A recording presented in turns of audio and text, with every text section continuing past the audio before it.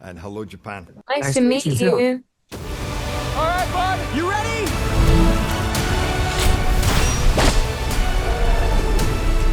Dad, I can't kill dragons.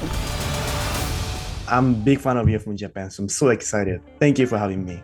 Oh, my pleasure. The night before I watched this film, I rewatched the original animated version, and even though I knew exactly where the story was going, I found myself completely absorbed and ended up crying at the exactly same moment again. And I feel like the kind of emotional response is exactly what you were aiming for. So what kind of message or feeling did you hope to deliver to the fans of the original animated franchise? I feel like I love what you just said, by the way, because that is something that I've said, that no matter what your view is about the animated or whether you felt this should have been made or not, nobody's sitting in this live action thinking about the animation, because it's so entertaining and involving and artistic that you're experiencing it as something new. I don't often hear when it's a person that watched it just the day before. That just tells you something. If you watched it just the day before and you're still feeling all of that, then we couldn't ask for more than that. I have to kill you. I'm a Viking.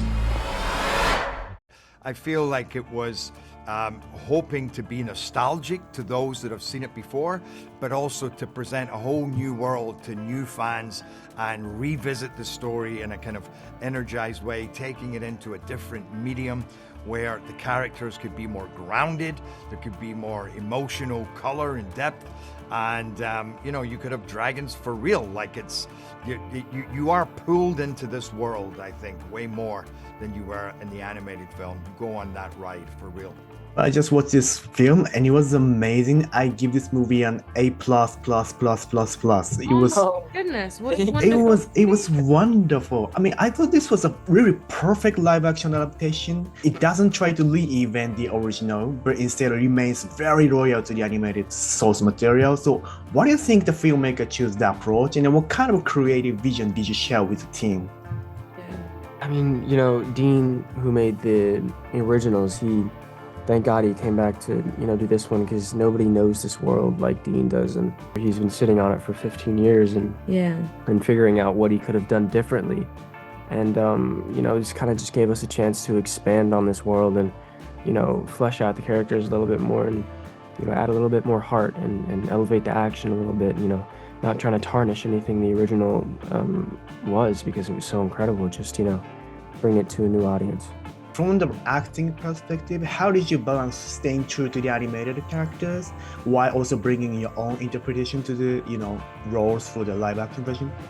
I feel like I came from the script. I tried to pretty much forget about what I'd done before, obviously knowing that a lot of that was just in me, but I put on this costume and felt like I transformed, stepped onto set and dealt with these real sets, and I took it from there, because I'm now actually dealing with actors who are giving different interpretations of Hiccup and Astrid and Gobber.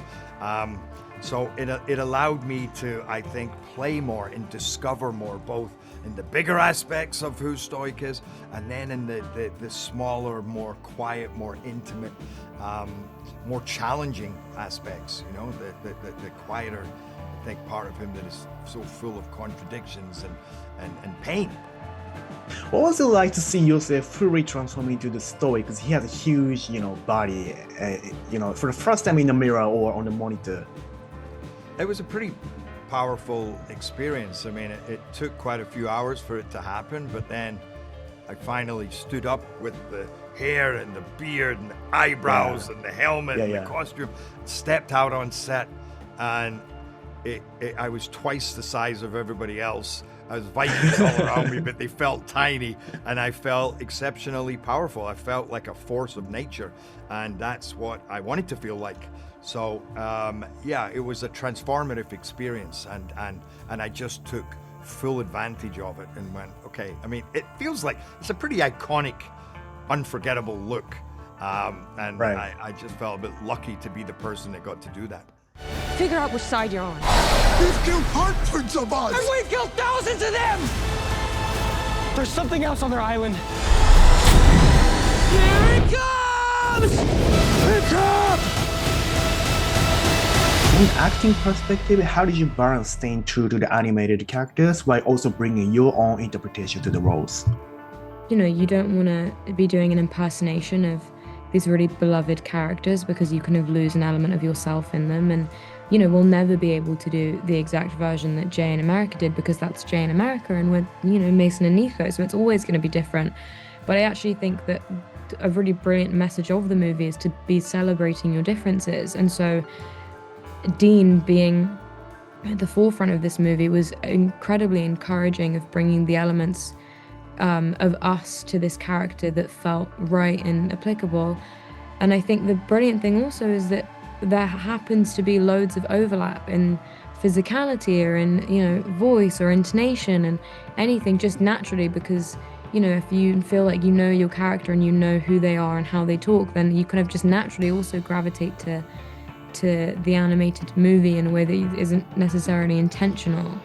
And you know, this truly was, we're both such huge fans of the original and such huge fans of all of those characters from our childhood. So just the fact that we were even able to do our own interpretations and have our own spin on them was really special, whilst also getting to, you know, or attempting to remain true to a version of these people that everyone knows and loves so much. I gotta start going first. You can't give it an answer like that and expect me to remotely top that. What she said.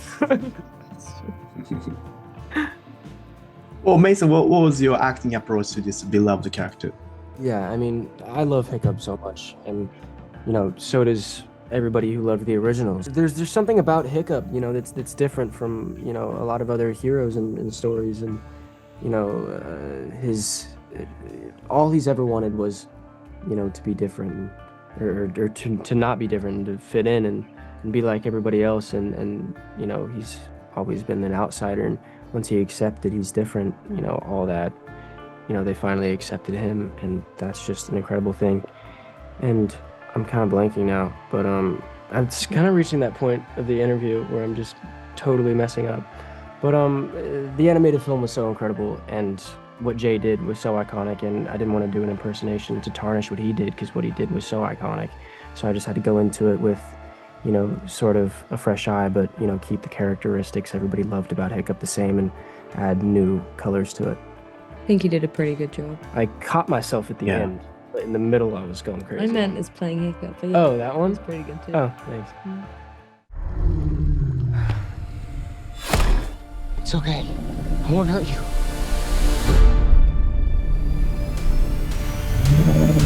This must have been one of the biggest sets either of you have worked on. So were there any moments during the filming when you thought like, wow, I never experienced anything like this before?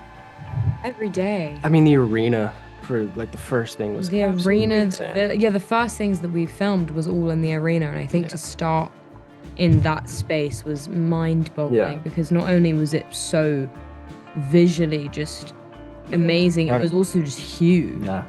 And it's a massive, not only do you feel like you have really big shoes to fill, you also have a massive space to fill. And that was an element of that did feel kind of both literal and very metaphorical. But it was, you know, I think every day walking on set, you're just kind of in awe of your surroundings and the people that you get to work with and the lines you get to say. It was kind of constant pinch me moments all around. I think it's quite rare for someone to portray the same character both as a voice and a live action.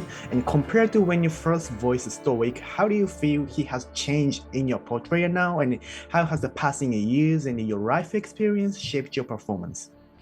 That's a good question.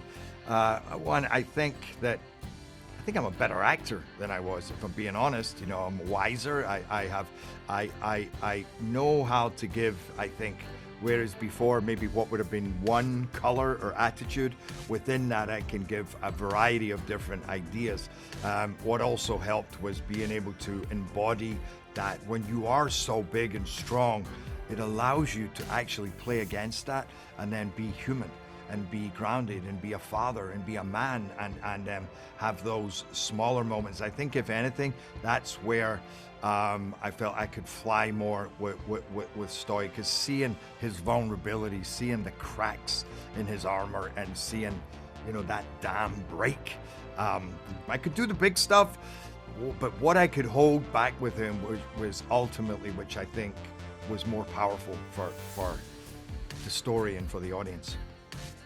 Thank you. Well, you've been always a great actor, and thank you very much for having me. Have a good day. And hello, Japan. Bye.